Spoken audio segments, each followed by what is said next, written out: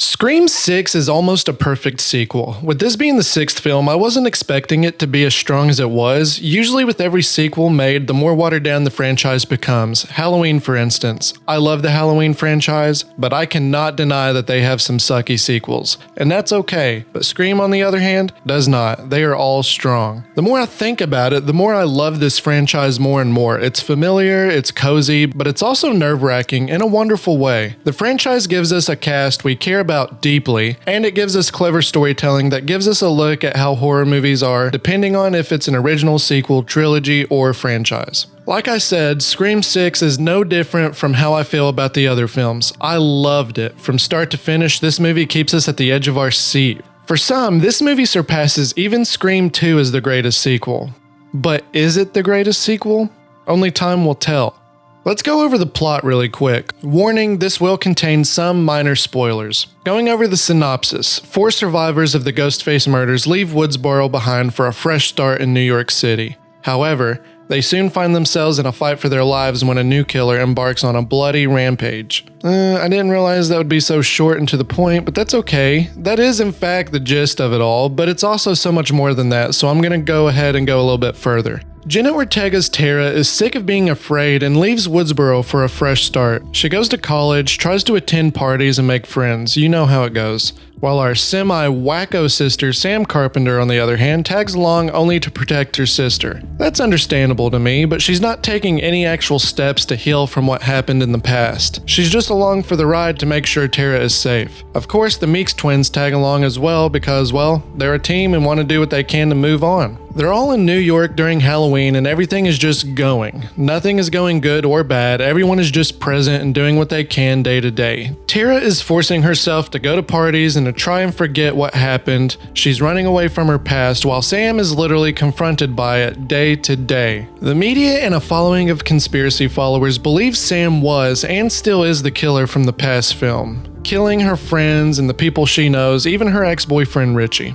Even when she tries to go to therapy to get help for herself, all of the mental health professionals basically refuse to help her because of how crazy the situation is. And it doesn't get too far ahead before we get our Ghostface back, and this time, he or she is different. I'm just gonna go ahead and say this, other than the killer using a shotgun for a brief sequence, he's not really different at all, and that's okay. I just wanted to point that out because, you know, it does focus on that in the trailer, and it wasn't really telling the truth. I loved Scream 6 though. When I say it's almost the perfect Scream sequel, I really mean that, to the point where I personally feel this could be my favorite sequel. There was a section toward the latter half of the film that was actually making me feel really anxious, and that doesn't happen these days, but on a non-biased, critically speaking way, it does have some problems that may fall flat for some of the viewers. Let's go ahead and list some pros and cons to this movie. Let's begin with the pros. I will say that the kills in this movie are so freaking good. They were brutal and unrelenting throughout the whole film. I'll even say some of these kills were the strongest in the franchise. Scream isn't really known for its off-the-wall kills, it's more known for its storytelling and relationships with its characters, but every sequel building up to Scream 6, besides 3, that's a story for a different day, they have upped the ante on the kills, and I was so shocked and pleased as well to see just how brutal the killer was in this movie.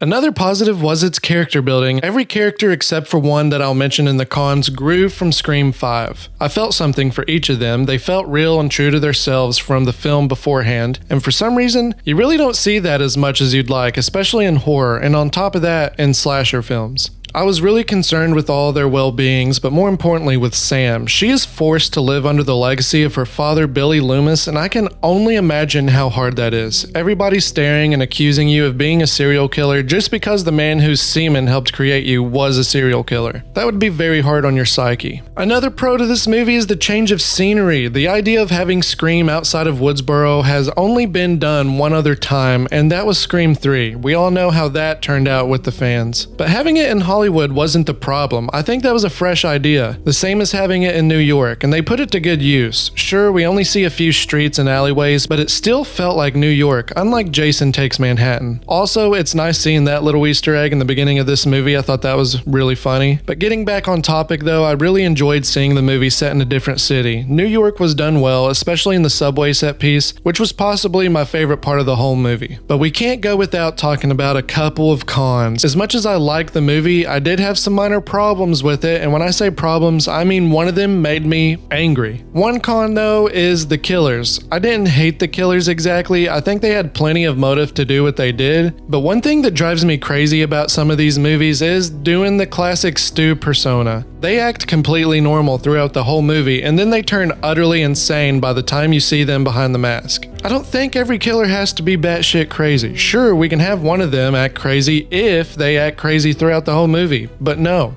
They just start acting ridiculous and it makes them look goofy. It wasn't a major complaint, but it was a complaint all the same. Now, the next one is the big complaint I have, and that's how they did my girl Gail Weathers. They dropped the ball on her character and I couldn't help but roll my eyes every time I saw her. This part of this video is going to contain some heavier spoilers, so if you haven't watched the movie, you're more than welcome to skip until the end, but let's break down this character so we can get a better idea of what she's like in this movie. So, we have her in Scream 1. She is a major bitch who only thinks about herself, and she luckily survives. Then we move on to Scream 2, and she's still just as much of a bitch, but we see some humanity and love in her with Dewey. She survives, and we move on to Scream 3, where she is still a bitch, but at least her and Dewey gave it a shot. Sadly, it didn't work out, but the two survive and realize they were in fact in love, and they get married. Moving on to Scream 4, they are married, and she's settled down for the most part. She seems a little depressed because she's looking for that spark again with her career. They run into some trouble once again, but they survive. Scream 5 comes along and she is back in her grind,